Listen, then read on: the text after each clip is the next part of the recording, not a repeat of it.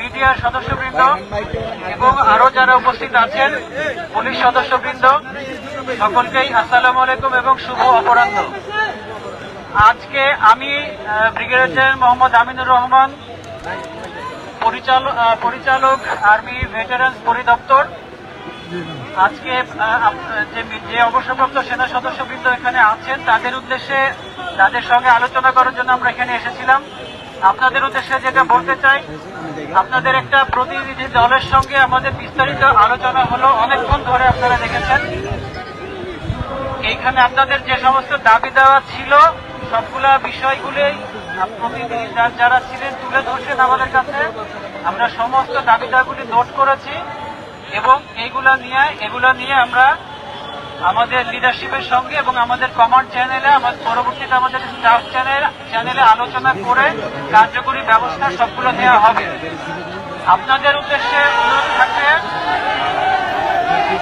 ওকে থামে, আপনাদের উদ্দেশ্যে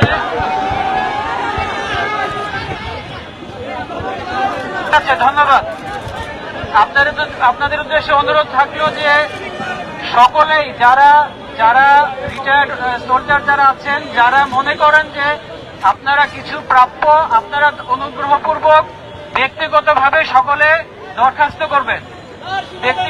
ব্যক্তিগতভাবে সকলে দরখাস্ত করবেন। অ্যাড্রেস আমরা দিয়ে গেছি এখানে।